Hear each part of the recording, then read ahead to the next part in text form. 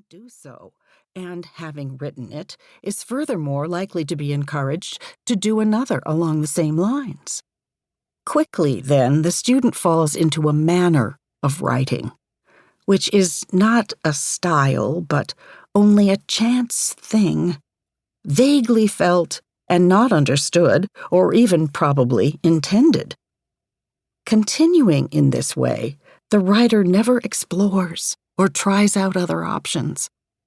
After 4 or 5 poems, he or she is already in a rut, having developed a way of writing without ever having the organized opportunity to investigate and try other styles and techniques. Soon enough, when the writer's material requires a change of tone or some complex and precise maneuver, the writer has no idea how to proceed. The poem fails, and the writer is frustrated. Perhaps sometime you will have an idea for a piece of music. You may actually hear it in the privacy of your mind, and you will realize how impossible it would be to write it down, lacking, as most of us do, the particular and specialized knowledge of musical notation. Why should our expectation about a poem be any different? It, too, is specialized and particular. Poems must, of course, be written in emotional freedom. Moreover, poems are not language, but the content of the language. And yet, how can the content be separated from the poem's fluid and breathing body? A poem that is composed without the sweet and correct formalities of language, which are what sets it apart from the dailiness of ordinary writing, is doomed. It will not fly. It will be raucous and sloppy, the work of an amateur.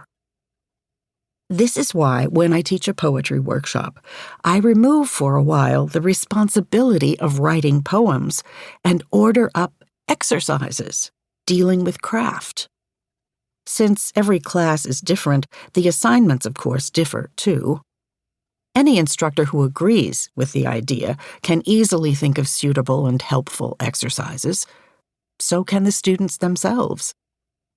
When each workshop member is at the same time dealing with the same technique and is focusing as well on the same assigned subject matter, these exercises also are of great help in making any gathering of writers into an attentive and interacting class. Each writer quickly becomes interested in and learns from the work of the other members. A poet's interest in craft never fades, of course.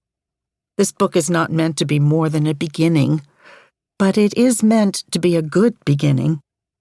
Many instructors, for whatever reasons, feel that their professional criticism, i.e., opinion, of a student's work is what is called for. This book is written in cheerful disagreement with that feeling.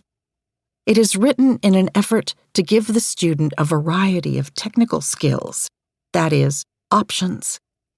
It is written to empower the beginning writer who stands between two marvelous and complex things, an experience, or an idea, or a feeling, and the urge to tell about it in the best possible conjunction of words. As a room may be lighted by only a few dazzling paintings of the world's many, so these pages are illuminated by a handful of wonderful poems. It is a gesture only. There is no way to include half of what I would like to include, not enough money to pay for them, not enough paper to print them. Anyone who uses this handbook is expected to be reading poems also, intensely and repeatedly from anthologies, or even better, from the author's own volumes. A poetry handbook was written with writers of poetry most vividly in my mind.